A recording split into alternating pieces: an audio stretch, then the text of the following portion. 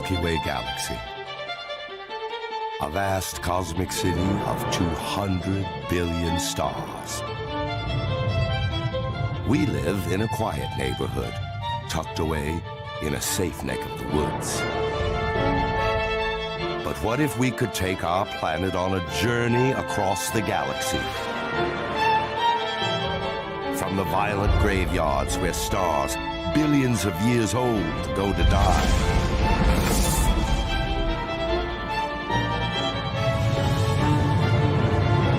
To the cosmic cradles where new stars burst to life. Dare to travel through billions of years of space and time to find out how our galaxy came to be and the dark fate that awaits us. It's the ultimate journey to uncover the secrets that lie inside the Milky Way.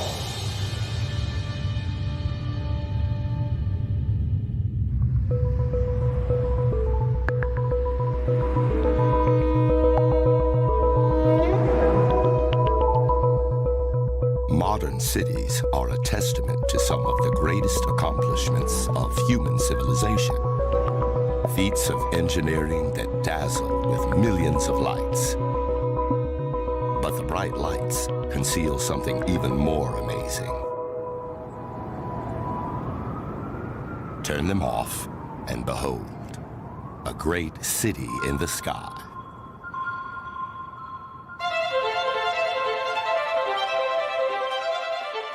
What is this? Well, this is the Milky Way. This is our galaxy.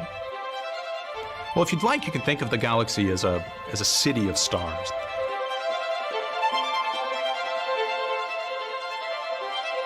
Our sun is just one of the 200 billion stars that make up a vast cosmic city.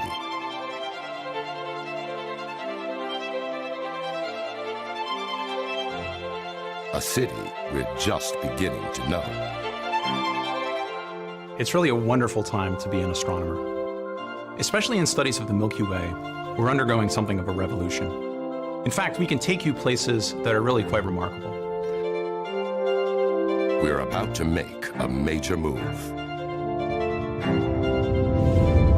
We're picking up the Earth and traveling across thousands of light years, relocating to distant neighborhoods of the galaxy. From our new address, the sky looks different, full of wonder and beauty, lit by a multitude of brilliant suns.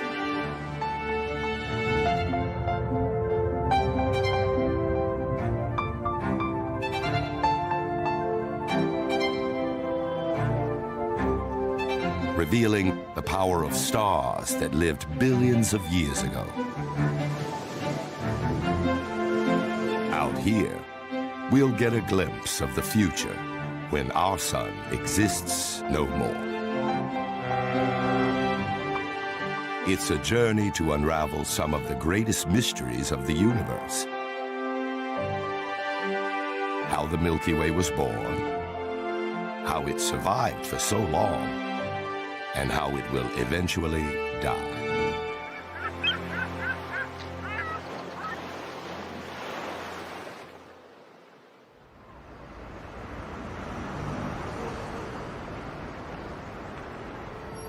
But before our trip can begin, we need a map of where we're headed. And making one is the job of astronomers like Robert Kirshner and James Bullock.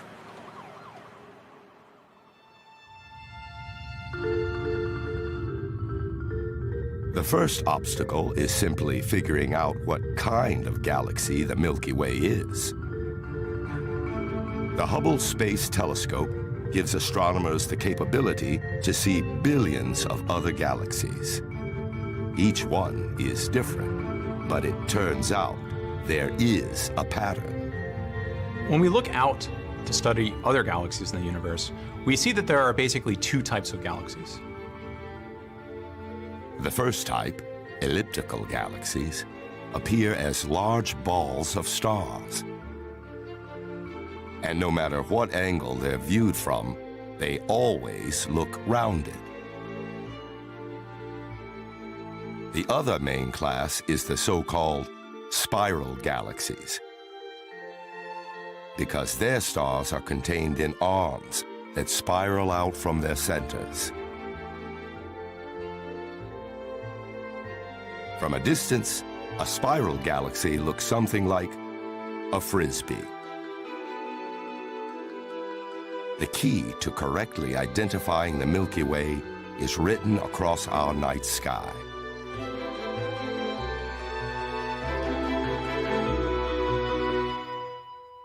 The Milky Way, we believe, is a spiral galaxy. So what we're really seeing when we look up at night at this band is we're seeing our place in the universe. We're part of a giant disk of stars. But that's just an insider's view.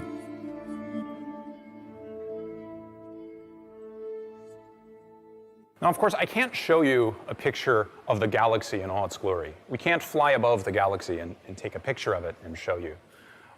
We're stuck in the disk of the galaxy, but we can still image it from the ground. In fact, this image is a picture of our galaxy, the Milky Way, taken from Earth. This is one of the most detailed images of our galaxy ever created.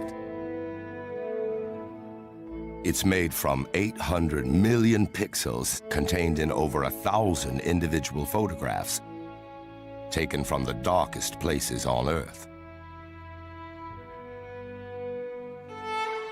The photos have been painstakingly stitched together to create this breathtaking view.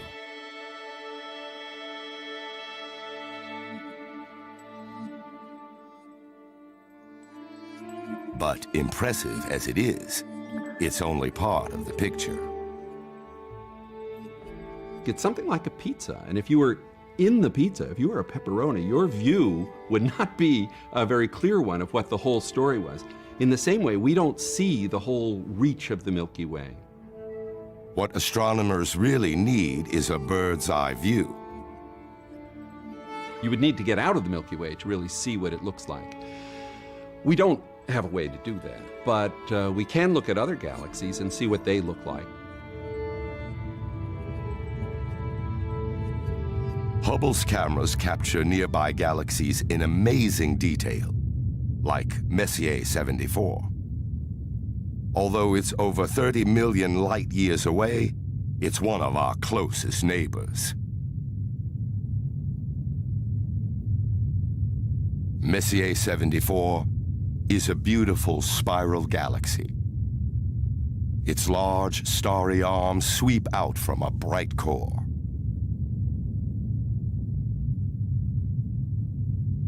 This is an example of a galaxy that astronomers think looks a lot like our galaxy, the Milky Way. This is a great representation of our own star city. In the central region, we have the downtown. This is the bulge, this bright spot in the middle. And from that, we see spiraling out these arms, these beautiful spiral structures we see in this galaxy. Astronomers compare Hubble's incredibly detailed images of other spiral galaxies with the best images of our own galaxy taken from the ground. Using satellites to measure the distance and density of stars in different directions, astronomers reveal the grand plan underlying our star city.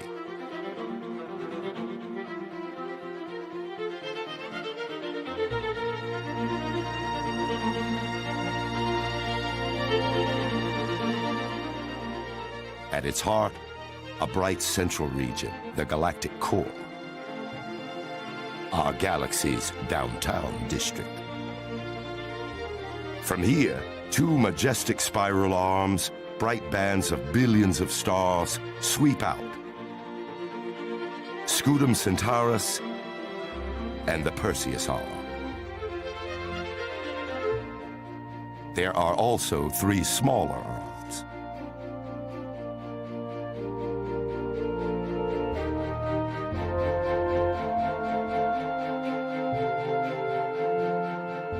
From one end to the other, our galaxy measures a staggering 600,000 trillion miles.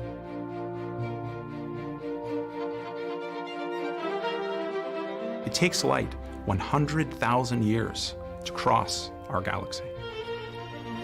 This is a big galaxy, and it's quite amazing, if you think about it, that we understand as much as we do about this system. Our sun and the solar system are located here, in a quiet neighborhood nestled between two spiral arms. This is the galactic home address that we know so well. But our surrounding neighborhoods are wildly different. Like any large city, there are dynamic industrial zones where heat and pressure forge new stars and others die in violent explosions. Downtown, in the very heart of the galaxy, stars jostle for space, pulled by mysterious forces.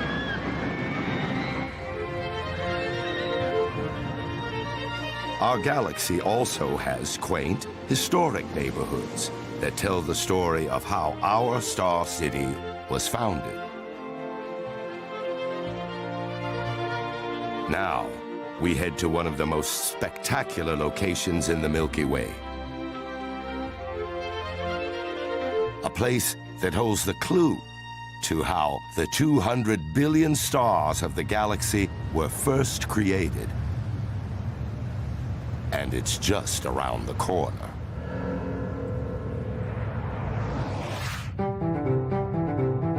We're picking up and leaving home. We're taking our planet on a journey. The destination? A place where stars are born. It may look close by, but even traveling at the speed of light, 186,000 miles a second, the trip takes 1,500 years.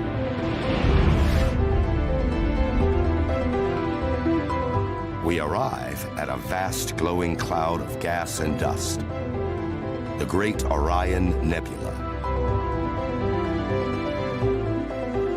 Beautiful new colors fill our evening sky.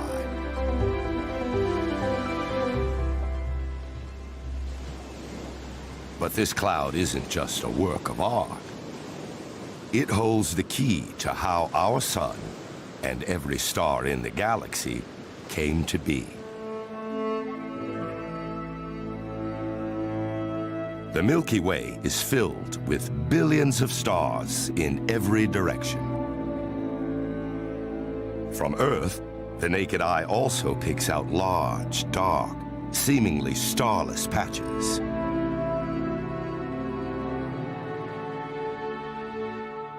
To astronomer James Bullock, in these areas, there's more than meets the eye. Perhaps the most beautiful part of this image is that we have this contrast of dark and light regions running through the plane of the disk. What that really is, it's dust. There are clouds of dust that are casting a shadow from the back of the stars. So the stars are trying to shine their light through.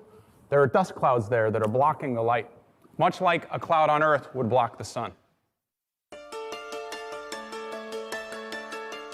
These vast clouds of cosmic gas and dust stretch thousands of light years across the Milky Way.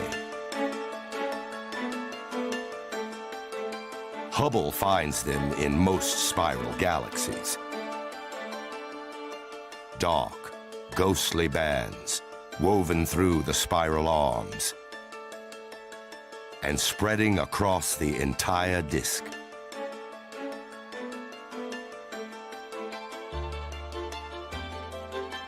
But there's something strange about this gas and dust.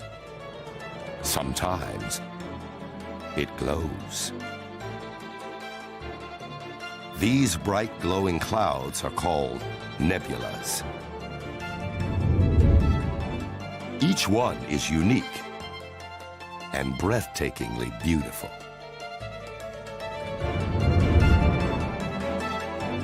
The Eagle Nebula, with towering pillars up to 4 light years in size.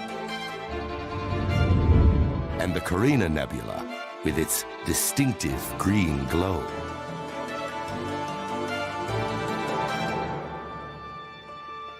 These vibrant colors reveal what gases nebulas are made of. So, for example, if there's oxygen gas, you get a green glow. If there's hydrogen gas, you get a red glow. So, analyzing the light from a nebula turns out to be very instructive. It tells us what's there, it tells us what the physical conditions are. We can tell how dense it is, how hot it is, and what it's made of. We can find out a lot about the neighborhood by looking at these clues that come directly from the glowing gas. The gases glow at thousands of degrees, heated from a mysterious source hidden deep within the nebulas. To figure out what the source is, we need to peer deep inside. But of course, the gas and dust is in the way. So it's not so easy. It's a very mysterious part of the galaxy. It's a place that we have to use these special tricks to look into. And Kimberly Weaver is an astrophysicist who's got a few tricks up her sleeve. I've got a really neat way to show you this.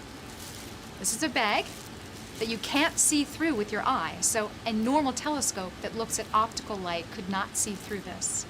In infrared light, a telescope can see through it.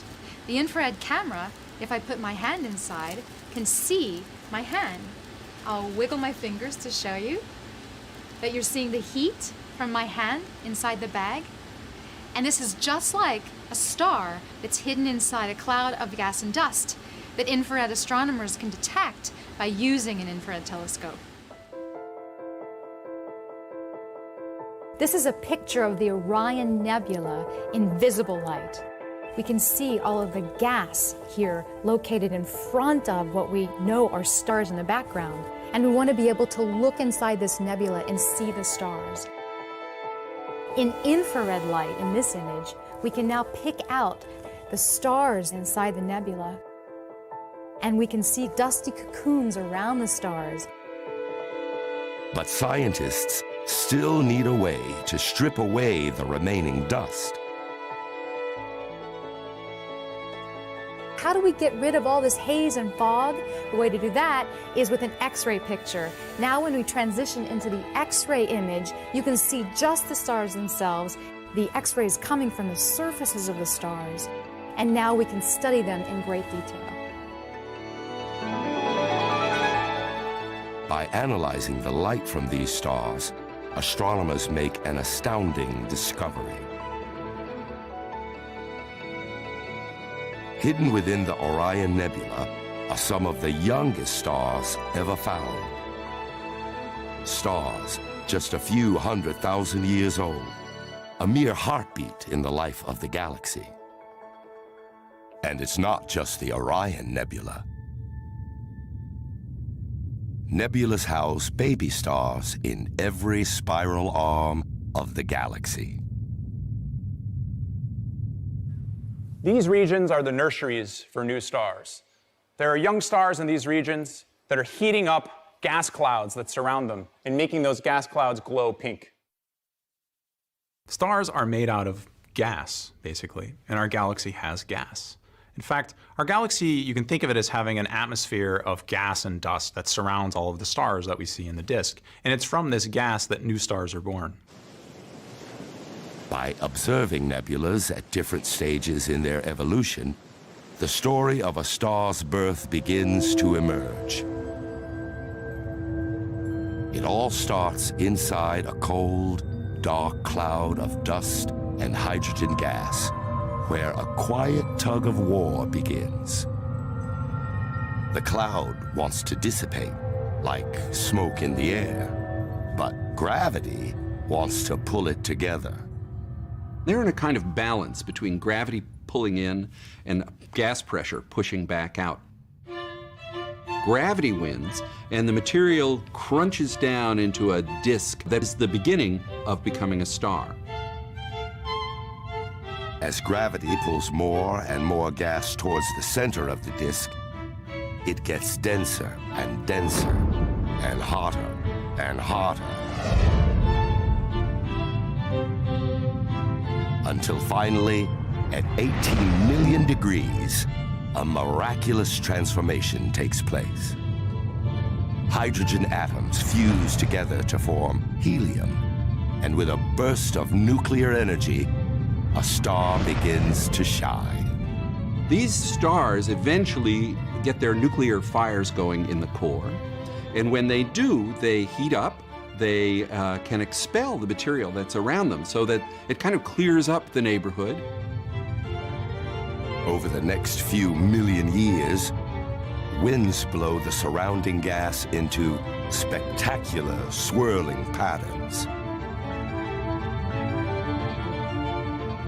It blows away the gas, it blows away the dust, and it lets us see this beautiful new thing, this place where the star has been born.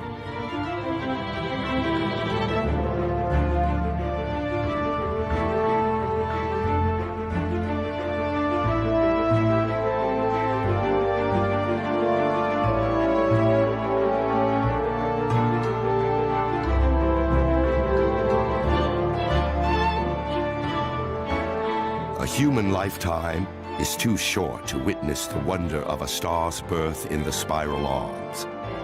But by speeding up millions of years of cosmic time into just a few seconds, we can see one star born after another.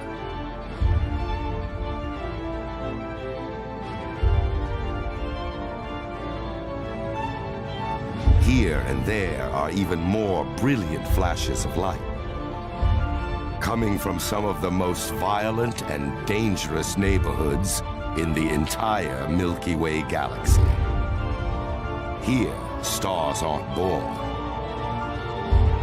they die.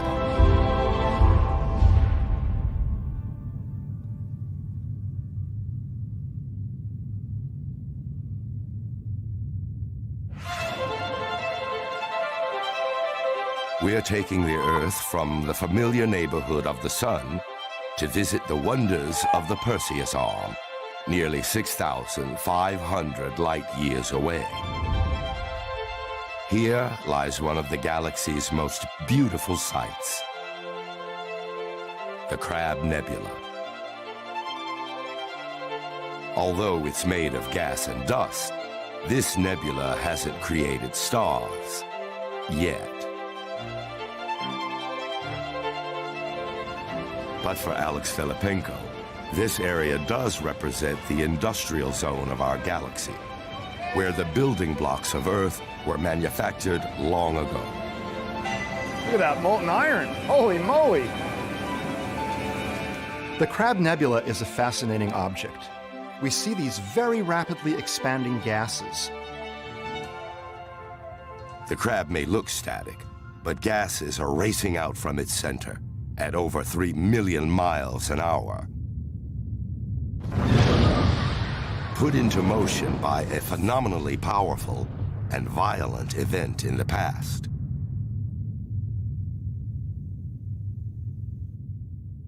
When we examine the gases of the Crab Nebula, which are expanding outward, and we extrapolate that expansion backward in time, we find that all of the gases were at a common point about 1,000 years ago.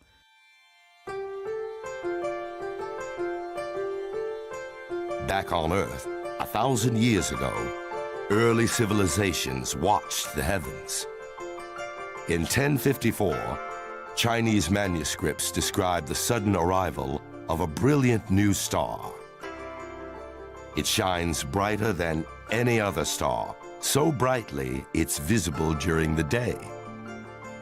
But then, it mysteriously disappears. Today, the Crab Nebula lies in exactly the same part of the sky where the Chinese observed their brilliant star. What they witnessed was the moment the crab was born.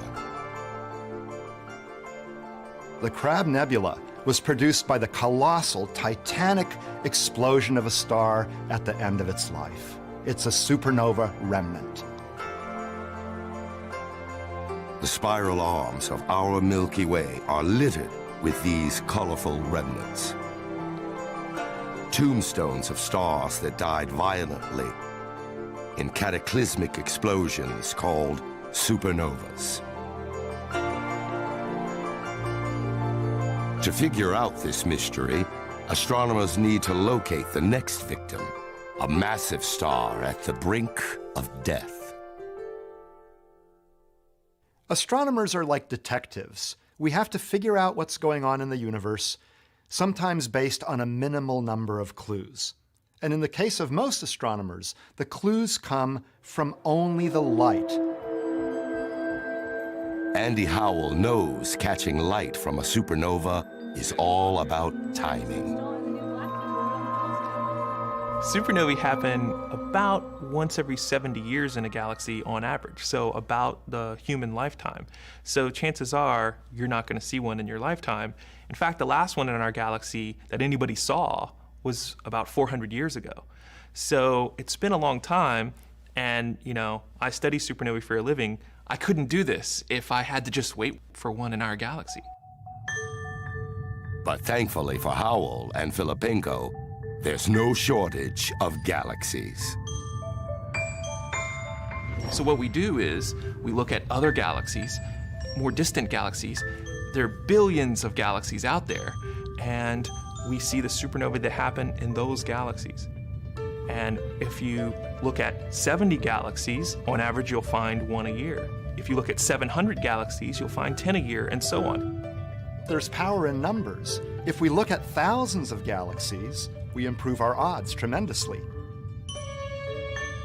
This is a supernova that Filippenko and his colleagues are lucky enough to catch. An exploding star on the outskirts of a galaxy 55 million light-years away. It briefly outshines the entire galaxy. The light of 1 billion suns distilled into one dying star. It takes supernova light 1 million or even 1 billion years to get here. They're millions or billions of light years away, but they only shine for about a month. So we have this little tiny window to study these things before that light is gone forever. In the workshop, Howell and his team are busy preparing their telescopes. Pretty cool. That's great.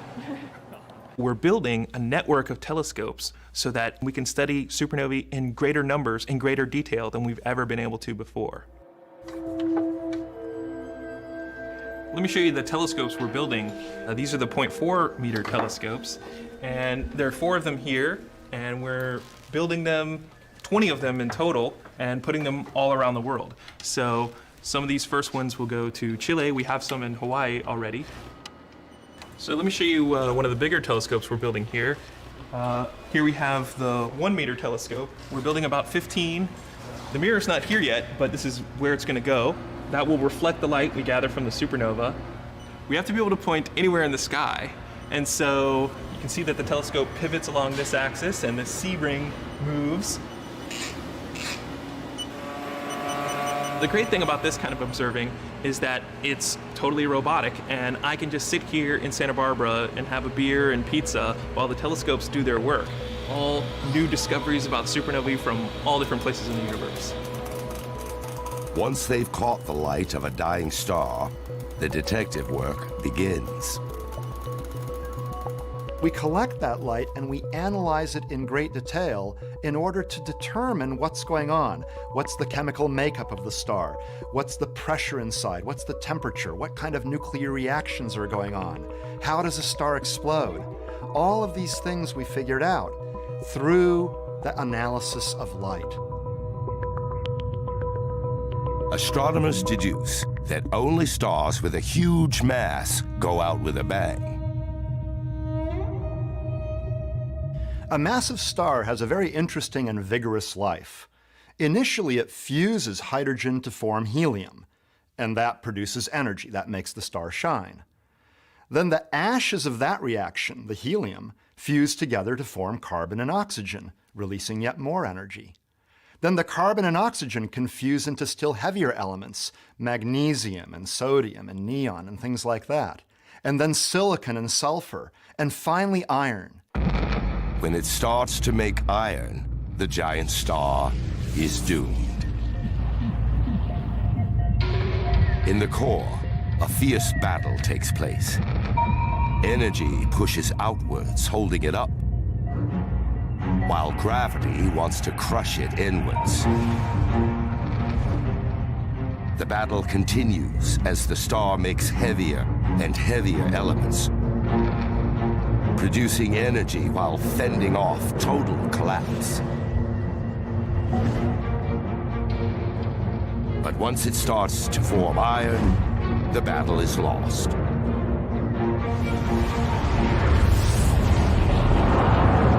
Fusion of iron nuclei into heavier things does not release energy, it absorbs energy.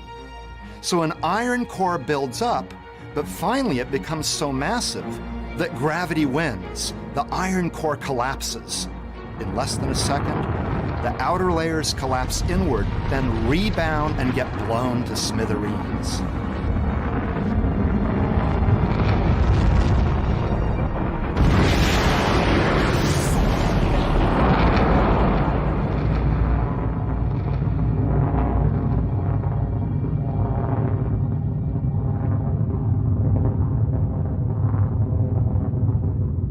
But from this death comes new life.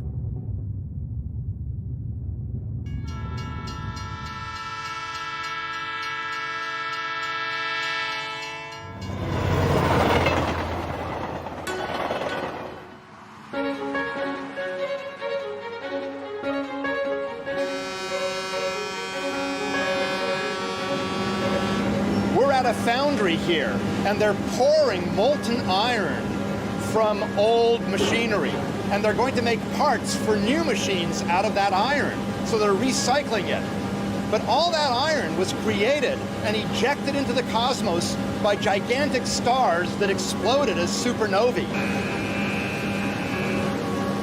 Those explosions created the iron, ejected it into the cosmos, and then it got incorporated into planetary systems like ours. But ultimately, the atoms of iron were created by exploding stars. Supernovas are the industrial zones of our star city. Cosmic foundries that forge new elements. In catastrophic explosions, heavy elements are spewed out into our galaxy, enriching it over billions of years. So if some stars were not to explode in the industrial zones of galaxies like our Milky Way, then we wouldn't have these industrial zones here on Earth. It all is linked. We're all linked to the cosmos. Our lives today are only possible because of events that happened thousands of millions of years ago in the hearts of supernovas.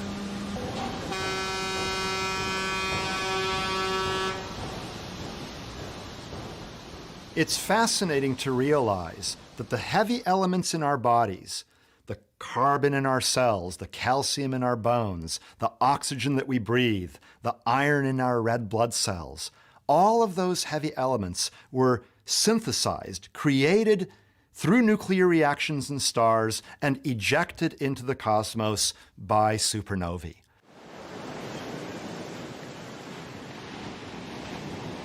But only a handful of stars are massive enough to die as supernovas. Most stars, like our Sun, suffer a more gentle death.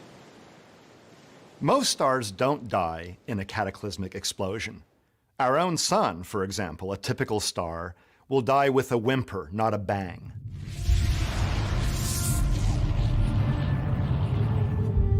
Death comes when the gravity pulling in finally succumbs to the nuclear energy pushing out. When this happens, any star, even our Sun, will die. In about 4 or 5 billion years, it'll grow into a much bigger star, a star called a red giant. And the outer atmosphere of gases will be held so loosely by the Sun at that time that the gases will be blown away gently in what I call a cosmic burp. These cosmic burps leave behind dying stars that litter the spiral arms as they slowly shed layers of elements. some layers are oxygen, and some layers are silicon, and some layers are sulfur. And those are the different colors we see in the Hubble Space Telescope images. Not far from our sun is a place where a star is dying. The Helix Nebula. It sheds light on how most stars end their lives. Our sun is destined to follow a similar path when it dies, 5 billion years from now.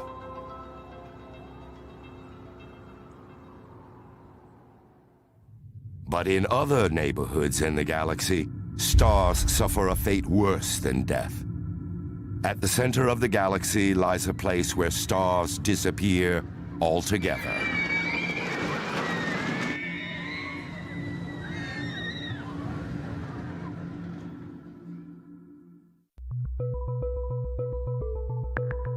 We're taking the Earth from the safety of home to go downtown, to the heart of the Milky Way.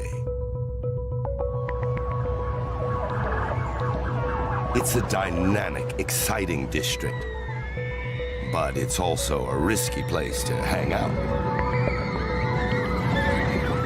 Andrea Ghez has spent over 15 years exploring this neighborhood. If we were to take a trip from the spiral arms out where we are by the sun down to the center of the galaxy, it would be an interesting trip. It would be very much like moving from the suburbs into the heart of a very busy metropolitan area. As we head downtown, the number of stars increases. So the density of stars is tremendous at the center of the galaxy. It's about 1 billion times higher than out here by the sun. Here at the center of the galaxy, there are so many stars in the sky that the Earth is bathed in perpetual light. It's a stunning but dangerous sight to behold. The stars aren't just close together. They're moving at super speed.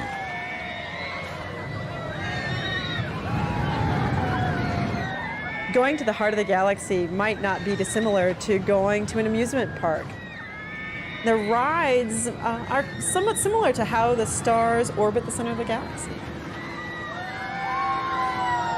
10 million miles per hour compared to, say, our sun is about a factor of 50 times faster. So something has to be going on at the center of our galaxy to make that happen. But figuring out what is no small task. The heart of our galaxy lies 26,000 light years away. It's difficult to observe through the vast amounts of stars, gas, and dust. And there's another problem even closer to home: the Earth's atmosphere. The atmosphere is great for us. It allows us to survive here on Earth, but is an absolute headache for astronomers. It's very much like the problem of looking at a pebble at the bottom of a stream. The water in the stream is moving by and it's turbulent and it makes it very difficult to get a clear vision. In the same way, looking through the Earth's atmosphere prevents us from getting clear pictures of the stars at the center of the galaxy. So astronomers like Ghez turn to a technique called adaptive optics to get a better view. By measuring how a laser beam is distorted in moving air, it's possible to compensate for the atmosphere's blurring effect. So let me show you an example of how powerful adaptive optics is. The stars that we want to see are the ones that are at the very center. We think the heart of the galaxy is right within the center of this box, which is panned out here. Without adaptive optics, this region looks completely blurry. You don't see the individual stars. With adaptive optics, you see the individual stars. For 15 years, Ghez has taken infrared images of the stars at the heart of the galaxy to produce an extraordinary time-lapse movie. So if we zoom into the very heart of the galaxy, we can actually see the data that we've taken over the last 15 years, and you can see the stars, and you can see the tremendous motion that they've gone through. In particular, SO2, which is my favorite star. Every astronomer has a favorite one. So you can see SO2 goes around, and in particular, you can see as it gets to the center of the frame, it moves much more quickly. So something's interesting as it goes through that region. So putting everything together, all the measurements that we've made, we've been able to make an animation that shows how the stars have moved over the course of 15 years. Each star goes whipping around the center of the galaxy. In particular, the most striking thing that you'll notice is the motion of SO2. So SO2 goes on an incredible roller coaster ride. It comes whipping around and then back out. For an object to have enough gravitational pull to send SO2 on rapid orbit around the center of the galaxy, it must also have a huge mass.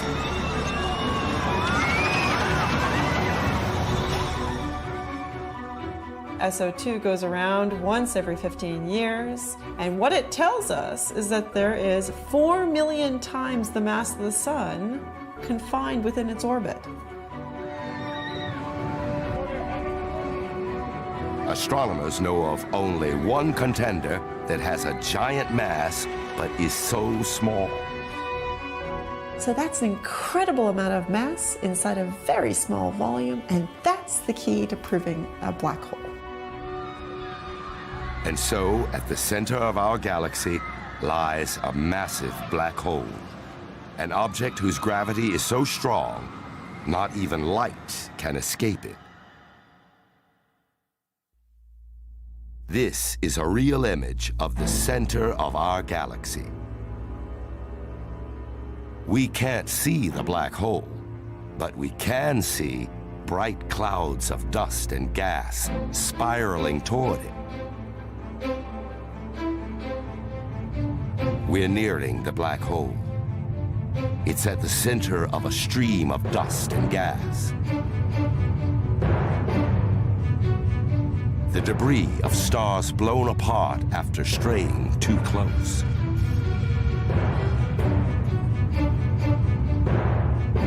Black holes grow with time, and that happens by material falling onto it, accreting onto it.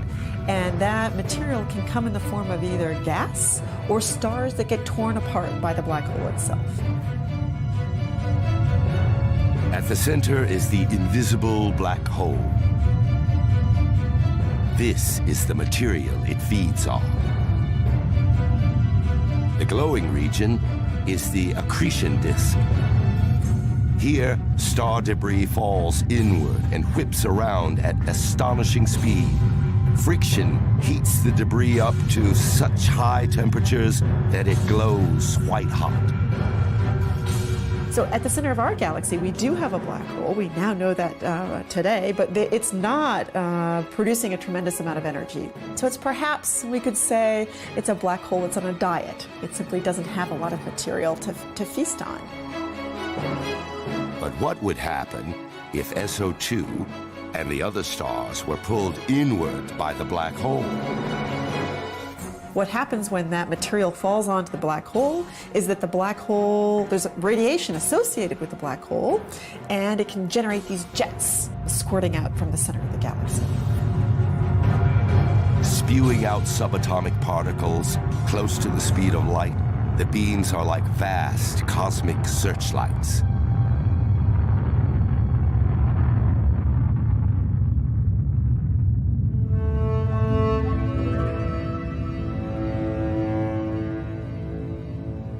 This is Messier 87, a large elliptical galaxy that has a supermassive black hole at its heart. It's feasting on its own stars. Shooting out from its bright core are jets that travel over 5,000 light years. I like to call these the prima donnas of the galaxy world. These are the 10% of galaxies that are show-offs. Astronomers believe that the massive black hole at the heart of the Milky Way has been there from the very start. But in order to get back to where the galaxy first began, we have to travel out to the oldest neighborhood in our star city.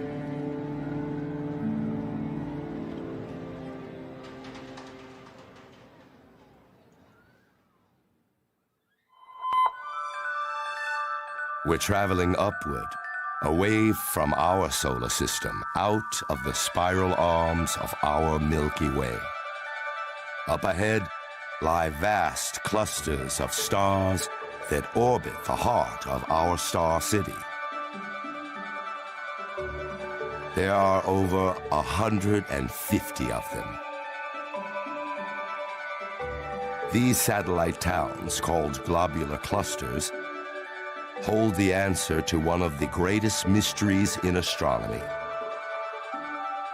the true age of our galaxy. Globular clusters are really fascinating groups of stars. They contain about 1 million stars each. And the thing that's really cool about them is the stars are really tightly packed. If you could visit a globular cluster, the night sky would be spectacular, where many of the stars would be as bright as the full moon. And the nighttime sky in all directions would be filled with bright nearby stars. It would be like fireworks all the time. Besides the sheer number of stars, there's something even more intriguing about these clusters. One of the very interesting aspects of globular clusters is there's no sign of young stars. Stars are like people. Look at them and you can guess their age and the lives they've led. With people, gray hairs and wrinkles are the telltale signs. With stars, it's color and size. So the biggest stars, the most massive stars, the ones with the most gas, live life in the fast lane. They live very short amounts of time, but they burn very brightly, and they're very, very hot, and so they tend to be blue. On the other hand, you have the red stars, which use their energy very conservatively, last for a long time, don't glow too brightly, and those stars last for a very long time. So by measuring the brightnesses and the colors of the stars in a globular cluster, we can figure out how old they are. And here's the remarkable thing: they're very old. Globular clusters, at least the stars in globular clusters, in many cases are almost as old as the universe itself.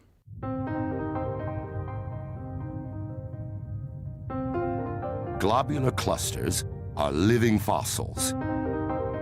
They're like discovering a community of people who've been around since the Stone Age. Some stars here have been shining for 12 billion years, more than twice as long as the sun. And that's a helpful tool in placing an age on the Milky Way. Globular clusters are part of our galaxy. They orbit our galaxy. In some sense, they're tracers of our galaxy itself. And so by the fact that the globular clusters are so old, it suggests that the galaxy is old. And our galaxy isn't just old, it's very old. In fact, the Milky Way is one of the oldest objects in the cosmos. It's been around almost since the beginning of the entire universe, at least 12 billion years. Globular clusters also show that the chemistry of the galaxy back then was very different from how it is today. We can measure the chemical properties of those stars. Turns out they have very low abundances of the heavy elements. Things like iron are very rare in globular cluster stars compared to a star like the Sun. That means the early galaxy was a far less colorful place. Without heavy elements, there weren't the beautiful hues we see in nebulas and supernova remnants today. Even more importantly, It was a galaxy without life. It took billions of years for stars to form enough heavy elements for the evolution of life to begin anywhere in the Milky Way.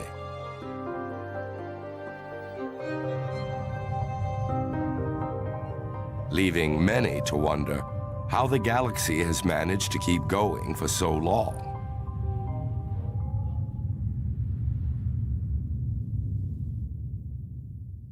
One of the puzzles about our galaxy is that we know that it's had stars forming continuously for about the last 10 billion years. But at the rate it's eating up its gas now, it's forming new stars, it should burn out that gas soon. It should run out of fuel. And so there has to be some source for new fuel. That source must be outside the galaxy. And recently, astronomers made a startling discovery. Globular clusters aren't the only groups of stars orbiting the Milky Way. There are other tiny galaxies circling our galaxy called ultra-faint dwarf galaxies. The reason why we haven't known about these dwarf galaxies for very long, these so-called ultra-faint dwarf galaxies, is that they contain just a few hundred stars, 1,000 stars. So you try to find a clump of 1,000 stars while looking through a mass of 1 billion stars. It's not easy. This is a needle in a haystack problem. And it's only because we have the precise maps, it's the precision of modern astronomy that's allowed us to discover these extremely interesting dwarf galaxies. These elusive bodies may help solve the mystery of what's fueling the galaxy. So these dwarf galaxies are whizzing around our galaxy. They're in orbit around it. Now, sometimes they get too close. And when they get too close, they get ripped apart. In fact, they get eaten, in some sense, by our galaxy. This computer model shows dwarf galaxies as colored disks, with our galaxy in the center. Over time, our galaxy pulls dwarf galaxies in, devours them, and uses their gas and dust to eventually form new stars. So in much the same way that a large city might sort of cannibalize its neighbors, the Milky Way is cannibalizing its dwarf galaxy population. Globular clusters and dwarf galaxies provide crucial insight to just how old our galaxy is and how it's managed to survive for so long. These bodies were once thought to mark the Milky Way's city limits, the very outer reaches of our star city. But today, astronomers are rethinking all that. Our galaxy might be bigger than what we can see, spreading out further than we ever imagined.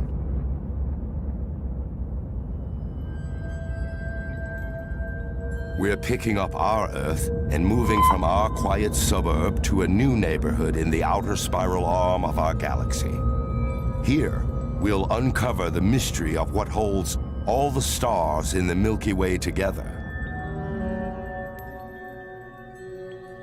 From our new address, the night sky looks a little different. The Milky Way is smaller and the sky darker.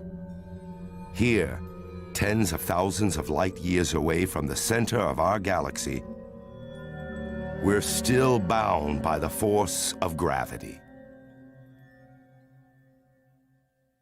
Gravity is the force that makes any two objects want to move towards each other. On Earth, cities are built with iron girders and concrete beams. An invisible scaffold which holds buildings up against the pull of gravity. Without this scaffolding, skyscrapers would crumble and bridges collapse. Gravity governs Earth and the entire universe.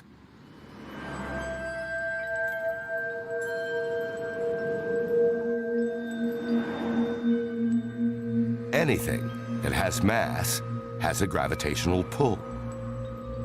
The more the mass, the stronger the pull. With 200 billion stars, the Milky Way has a huge mass and a tremendous gravitational attraction to match. So, like a building, our galaxy also needs propping up against the force of gravity. Imagine the disk of our galaxy. If you just took a disk of stars and put it there, gravity would tend to make this disk collapse in on itself, and it would immediately just fall together. That's not what we see with the galaxy. What's actually going on is the stars are orbiting around the center, and that's what keeps them from falling in much the same way that the Earth is orbiting around the sun. The planets in our solar system are in a delicate balance. Gravity pulls them towards the sun, while their orbital velocity wants to fling them out into space. In order to stay balanced, planets further from the sun must orbit more slowly. If you go to more distant planets at the edge of the solar system, they're going around the sun much more slowly than the Earth is, and that's because the gravity is weaker there. The same should hold true for stars in the Milky Way. They all orbit the center of the galaxy. But the stars in the outer arm should be traveling more slowly than those closer to the galaxy's heart. What's interesting is that's not what's going on. The stars in the outer parts of the galaxy are spinning around just as quickly as those in the inner parts. And they're not the only ones. It's not just our galaxy, it's every galaxy we look at. Every galaxy we look at seems to be spinning too fast in its outer parts. These speeding stars should be flung out of the galaxy altogether, but they're not. That is a puzzle. This means that there's a lot more mass there that we just can't see. Mass that produces the gravity that holds these stars in their orbits. But when astronomers look for the mass, there appears to be nothing there. Leading cosmologists like Joel Premack to an astounding conclusion. All of the galaxies, all of the stars and gas and dust and planets and everything else that we can see with our greatest telescopes represent about 0.5% of what's actually out there. The rest is invisible. It's mostly some mysterious substance that we call dark matter. You can't see dark matter. The reason why you can see normal matter is because light shines on it and reflects off of it. That's how you can see me.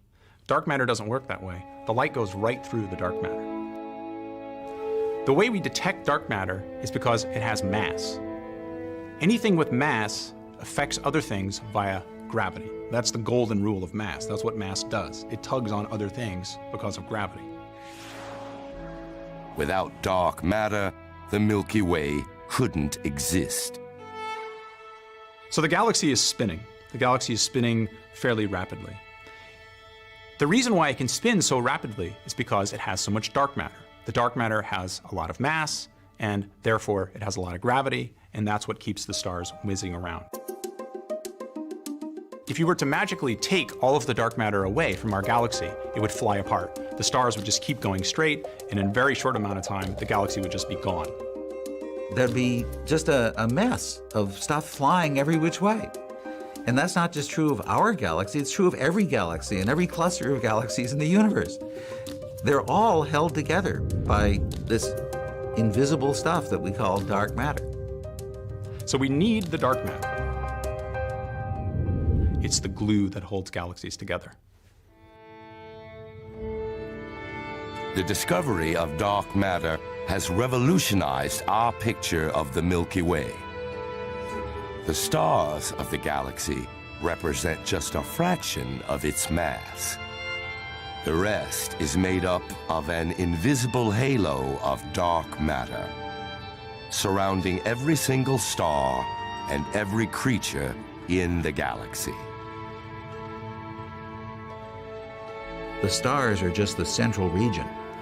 The halo is at least 10 times bigger and weighs much more than 10 times more than all the stars and gas and dust that we can see. It's that whole structure that's the real Milky Way galaxy. And that's not just true of our galaxy, it's true of every galaxy we've ever studied. But dark matter does more than simply hold galaxies together. Astronomers now think it binds the Milky Way into an extraordinary structure with billions of other galaxies. A structure that reaches to the very edge of the universe.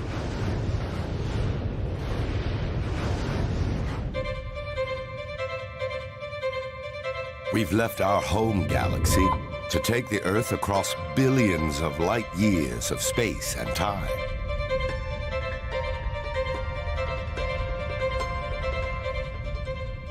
One of the great things about telescopes is they're time machines. Because light travels at a finite speed, when we look at distant objects, we see them as they were when the light left them. As astronomers look back over billions of years, they see a universe teeming with galaxies. But these galaxies aren't scattered randomly through space. They cluster along delicate filaments woven in an intricate structure. A vast cosmic web that holds the answer to the birth of galaxies themselves.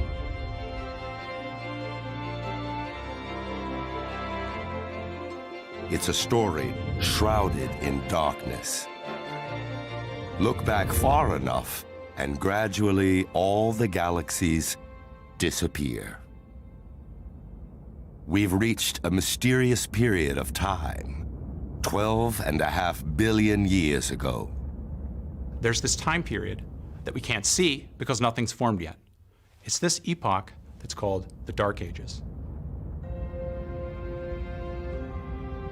During the Dark Ages, the universe was a very different place than the one we live in today.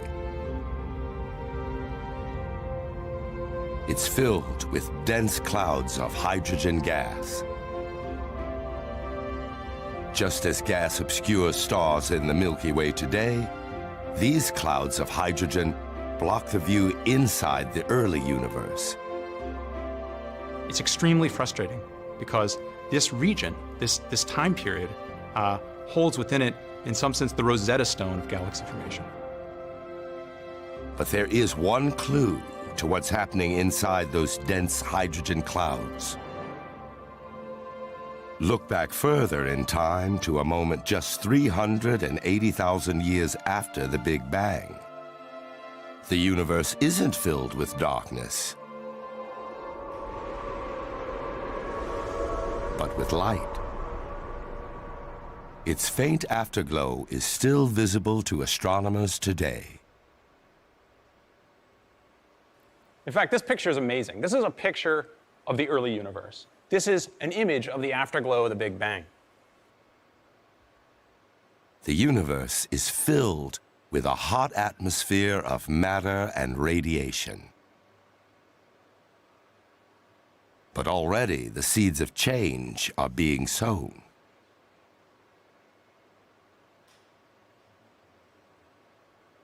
Everywhere we look around us in the universe, we see structure. We see galaxies all over the place. Where do these galaxies come from? There's a big clue to this buried in this picture. If you look closely, you can see that there are red spots and there are blue spots. These red regions are regions where there's basically more stuff. And the blue regions are the regions where there's less stuff. This image reveals tiny variations in the density of the gas that fills the early universe. Minute ripples that will grow with time. We think that these ripples, these primordial ripples, are the seeds to all future structure. These ripples eventually grew into what became the first galaxies. It takes a powerful force to grow something so small into something so big? It's gravity that amplifies these ripples. And in fact, we need an additional source of gravity to amplify those ripples to form galaxies like we see today. And that additional gravity comes in the form of dark matter. What happens is that first the dark matter forms the structure. The ordinary matter then follows the dark matter. The ordinary matter is hydrogen and helium at this stage. And the hydrogen and helium fall to the center of the dark matter halos that are forming, and that's going to become the galaxies. Dark matter may be the missing link between these minute ripples in the early universe and the vast cosmic web that now fills space.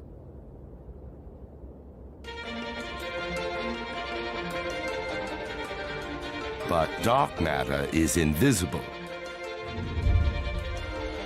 So there's no way to actually see it creating the cosmic web. But the process can be simulated in one of the world's most powerful supercomputers. Here we are at NASA Ames, the research center where we have the Pleiades supercomputer. Each one of these cabinets contains 512 processors. Let me show you. So that's half a terabyte in each one of these cabinets. There's 110 of these cabinets to make up the entire Pleiades supercomputer. So this is a really big supercomputer. This is NASA's biggest. The challenge is equally big: to develop a virtual universe from its early beginnings all the way to the present day, to see what role dark matter might have played in shaping the cosmos. If you tried to do this on a home computer, it would take over 680 years. If we're doing our job right, we can put the pictures into a video, if you like, that shows the whole structure of the universe. And this is the end result. It's called Bolshoi, an amazing visualization of what the structure of dark matter might look like in the universe today. So what we're looking at is a region about 200 million light years across, which is actually just a small part of our really big simulation that we call Bolshoi, which is Russian for big. Everything that you see here is actually completely invisible. It's not the visible universe that you're seeing. The bright spots are dark matter. They're the halos of dark matter within which galaxies form. And each one of these little blobs would represent probably one or at most a couple of Milky Way-sized galaxies. And you can see that the galaxies are in long chains, filaments we call them. Basically, all the structure is forming along these filaments of dark matter. Now comes the real test of success. PREMAC compares the Bolshoi predictions with the actual structure of galaxies scientists see in the universe.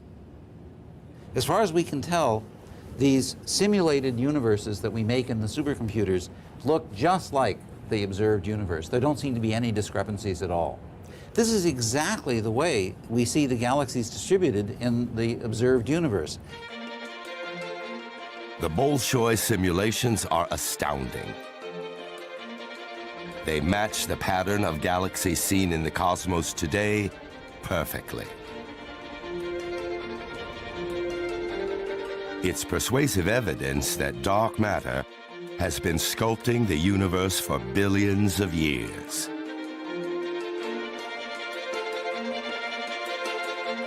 Now, I'm really impressed with this, because we stuck our necks way out when we made these first predictions. And they turned out to be right, and they keep turning out to be right. And, you know, this is, of course, great joy for a theorist.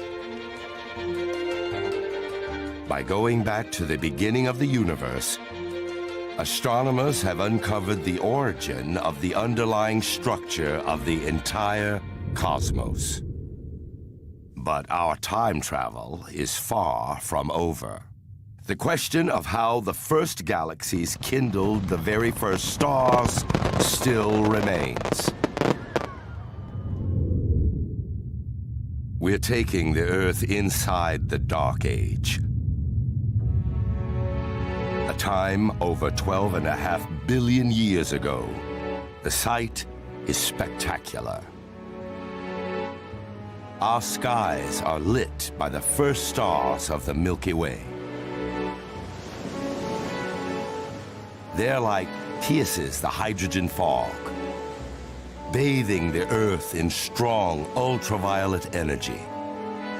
These first stars will change the way we see the universe forever. Tom Abel studies the life and death of these early stars. The beautiful thing is that we now have computers. We program them with the laws of physics.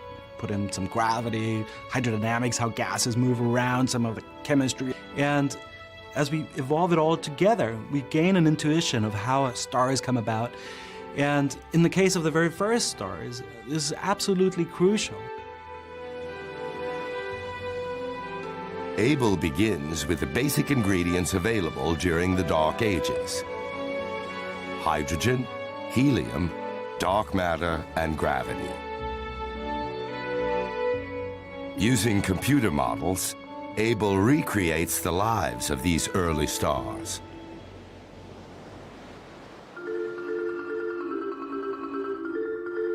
Here we see one of the first stars in the universe. It's 100 times as massive as the sun, 1,000,000 times as bright. The first stars are huge, swollen by the massive amounts of hydrogen gas pulled in by the gravitational force of dark matter. And so even though they have all this fuel to burn, you'd think they could live for a long time, they run through it so quickly that even after a few million years, they're already dead.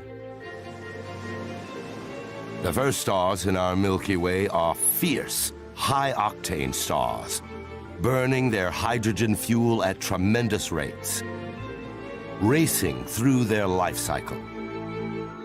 They like the rock stars. They live fast and die young. They run through that fuel very quickly, and even after just a few million years, they already die. They die in some of the most violent explosions ever to rock the universe. Gigantic supernovas that shine brilliantly. The energy given off during the life and death of these massive stars leads to a miraculous transformation. In the first billion years of the universe history, galaxies start to form in a dark hydrogen fog, their light not being able to get to us. But as time progresses and their most massive stars put out ultraviolet radiation, it's that radiation itself that changes the fog around them. And the universe becomes transparent in those regions. These galaxies in here clearing out the fog around them. The blue voids are where energy from the new stars is clearing the dark hydrogen fog.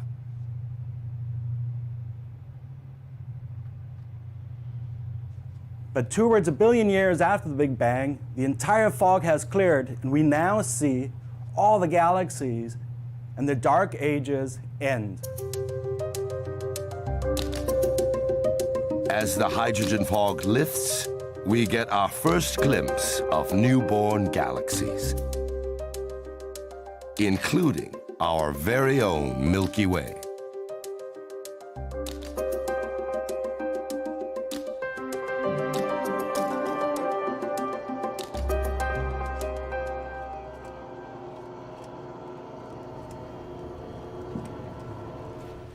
This remarkable image is the Hubble Ultra Deep Field. It's the longest exposure that's ever been taken with the Hubble Space Telescope. It's a truly remarkable image, probably the most famous to professional astronomers. For over 11 days, Hubble pointed at a tiny patch of sky, about the width of a dime, held 75 feet away.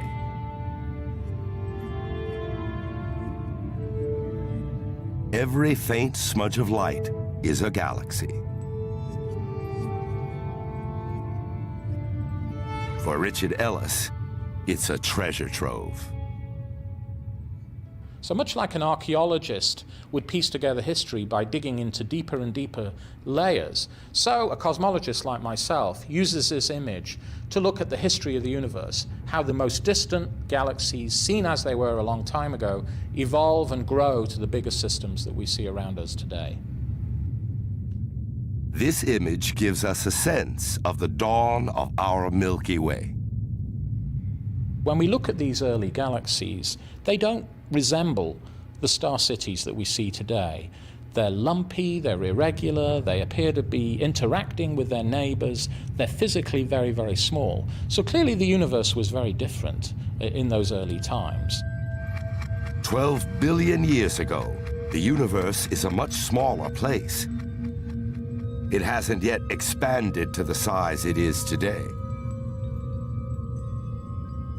Our young Milky Way is jostling for room.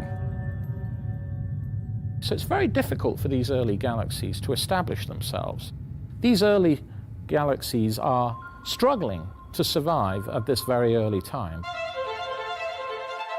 It's survival of the fittest. The largest galaxies grown bigger by devouring the smallest. So it's tough for these early systems to form, but clearly they do, and they eventually merge with their neighbors and form the bigger systems that we see today. These collisions in the early universe created the beautiful spiral galaxy we live in today.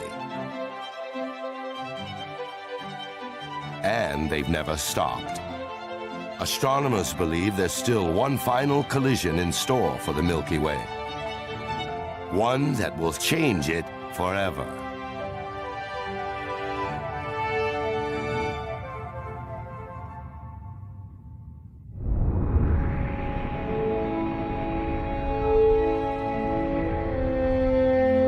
We've transported the Earth 3 billion years into the future. The sky is dominated by a massive galaxy called Andromeda. The view may look peaceful, but one of the greatest calamities in the universe is about to take place. And clues to the impending disaster lie in these mysterious Hubble images. Galaxies unlike any other. Distorted. Deformed. Astronomers rely on computers for help in decoding what these mysterious objects represent. What we do is we make galaxies that look just like the Milky Way and similar galaxies, and we let them evolve in the computer. They develop the spiral structure. They look quite realistic. We then put them on a collision path. Freeze frame these simulations and match them with real images, and suddenly the picture becomes clear. It's the greatest clash in the cosmos. Galaxies in collision.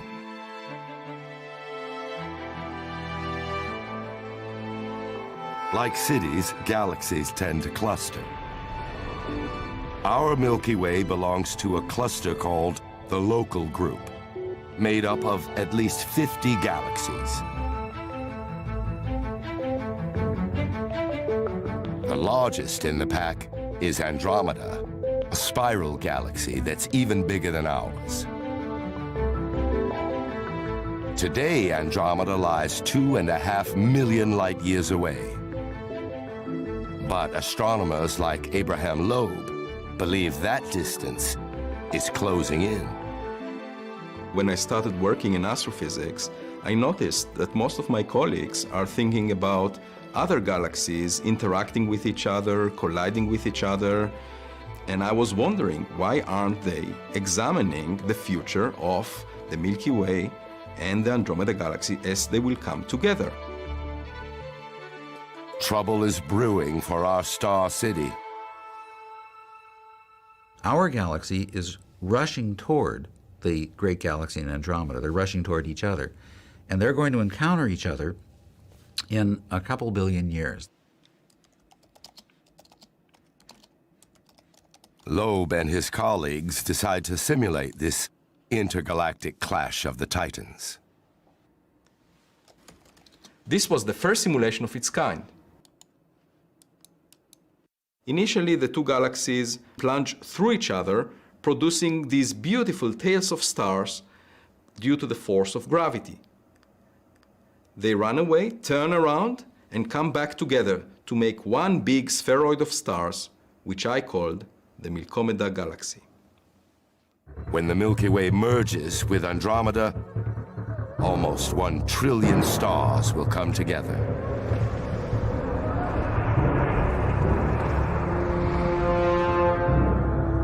The beautiful spiral structure of our Milky Way galaxy is not something that's going to last forever. It's going to be a mess for a while. The collision will not be one in which these two things are destroyed, but it is one where the gas in each system will collide with the gas in the other, that it'll have a burst of star formation. And the formation of these new stars will mark the rebirth of a new galaxy.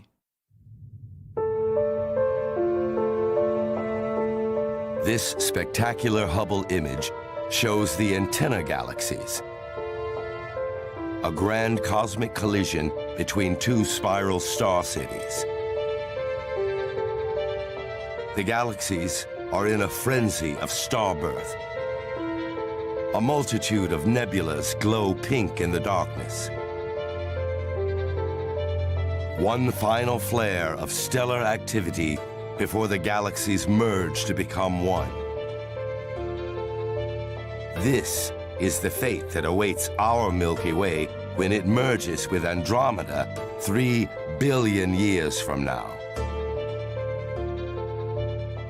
When they collide, there will be a lot of new star formation that takes place. There will be a kind of rejuvenation of the Milky Way for a little while, and then eventually this combined system will settle down to become a new thing, probably a bigger galaxy than either of the galaxies out of which it was made. But the real surprise is the shape of this new galaxy. A new galaxy is formed where instead of the disks that the original galaxies had, where all the stars are going around more or less in a plane, instead, the stars are going every which way, just like the elliptical galaxies that we see. And so we're pretty sure that this process must be a large part of how elliptical galaxies form. The collision of the Milky Way with Andromeda will leave behind a giant elliptical galaxy. But before that happens, there'll be one final sight to behold. The image of Andromeda will be stretched across the sky, looming as big as the Milky Way itself. And it's conceivable that there would be human beings like ourselves looking at the sky and seeing this spectacular image. We might not be the only beings enjoying the view.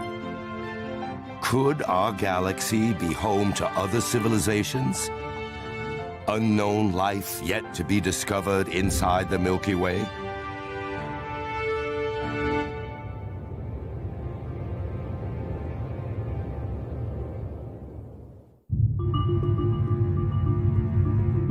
There are around 200 billion stars in our galaxy.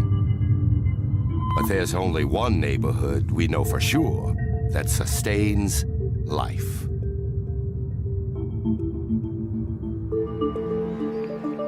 Earth.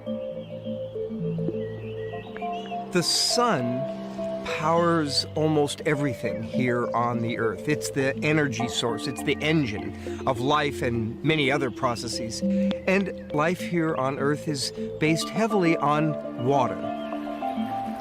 And it's liquid water that's the key to life as we know it. And it's because liquid water serves as the solvent, the cocktail mixer for the biochemistry of life. Earth is the only planet in our solar system with abundant liquid water. As with any prime real estate, it's all about location, location, location. Venus is closer to the sun. Mars is farther from the sun. And there's a zone in between the blazing hot furnace of Venus, the frigid Mars. That zone in between we call the habitable zone, and the Earth lies smack in that thing, where water would be in liquid form, not in steam, too hot, not in ice form, too cold, but rather a temperature that, as Goldilocks said, is just right for life. The location of a habitable green zone depends on the star. With hot blue stars, the green zone is further out. With cooler red stars, it's closer in. Every star in the Milky Way has a habitable zone. But not every star has planets within that zone. In 1995, something happened that was extraordinary. I got a call from my collaborator, Paul Butler, and all he said was, "Jeff, come over here." And it was a moment that I will never forget. I was silent, Paul was silent, and we were just stunned. There on the computer screen, I saw the unmistakable signature of a planet. Marcy had discovered the first planet around another star. But he couldn't actually see it because the planet was too small and dim. Any planet orbiting a star is lost in the glare of that host star that outshines it by a factor of 1 billion. And so instead, to detect planets, we watch the stars. And in fact, a star will wobble in space because it's yanked on gravitationally by the planet or planets orbiting that star. And by watching the star alone, we can determine whether the star has planets and how far out those planets are from the host star. So far, astronomers have found over 400 planets orbiting stars in our galaxy, but none of them seem to be in habitable zones. One type of giant planet orbits very close to its star. We call them hot Jupiters because these Jupiter-like planets are so close that they're blowtorched by the intense heat from the star. The other sort of planet we've found is also bizarre. We've found planets that orbit in elongated orbits, elliptical, stretched out orbits, but then the planets go very far from the star where they would be quite cold. And so the planets that we've found so far are a little too weird for us to imagine that life would have a good chance of surviving. Power on. External. But all that may be about to change. Recently, NASA launched a powerful new telescope called Kepler to hunt for Earth-sized planets that may orbit habitable zones around nearby stars. Kepler works in the most simple way. All Kepler does is monitor the brightness of 100,000 stars with such exquisite precision that it would detect a planet as small as an Earth-like one as it blocks the starlight. We see the same thing from Earth when Venus and Mercury are silhouetted against the sun. But Kepler's task is far more difficult. It's a little bit like having a searchlight in which you're trying to detect any dust on that searchlight by noticing a dimming of the searchlight when one dust particle falls on this massive searchlight. From this tiny dimming, the size of the planet can be measured. And together with the way it causes its host star to wobble, Marcy can work out its density. And of course, this is glorious, because by these measurements, we'll be able to distinguish gaseous planets, probably not suitable for life, from the rocky planets that may have a surface covered by liquid water. Astronomers aren't sure how many planets Kepler will find. But with 200 billion stars in the Milky Way, the odds look promising. Seth Shostak has done the math. You know, the indications are a lot of those stars have planets, maybe half of them do. And since planets, you know, being like kittens, you don't just get one, you get a couple. They're probably on the order of a million planets out there. 1 trillion planets. It's an unimaginably vast number. But what are the chances of them being in a location where life can flourish? We can expand the idea of a habitable zone around a star to a habitable zone within our entire Milky Way galaxy. The search for life begins with the search for a galactic habitable zone, the safe haven that allows life to flourish.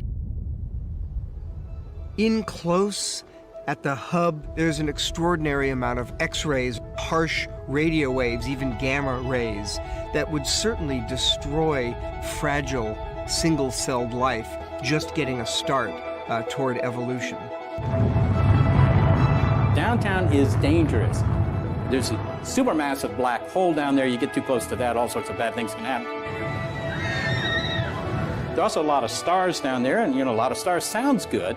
But on the other hand, if you have too many nearby stars, they tend to shake up all the comets in your solar system. They're constantly pummeling you with these collisions that, just ask the dinosaurs, are not always good for you. The spiral arms may offer the safest neighborhoods in the galaxy. But even here, danger may lurk around the corner. If you happen to be on a planet near a supernova, that explosion could ruin your whole day. Life might get started, and then, you know, another couple 100 million years later, it gets wiped out. So these areas are sort of no-go zones, no man's land. Well, no alien's land, perhaps. The outer reaches of our Milky Way are quieter. But here, life would still find it difficult to take root. At the outskirts of our Milky Way galaxy, there aren't very many heavy elements of which the cells of our bodies and life as we know it are composed, and so we may not have the essential building blocks of life at the outer edges of our own Milky Way. So it's not an accident that we are where we are. Our neighborhood, tucked away between two spiral arms, is prime real estate. It's remained relatively unchanged for billions of years, giving life time to establish and evolve.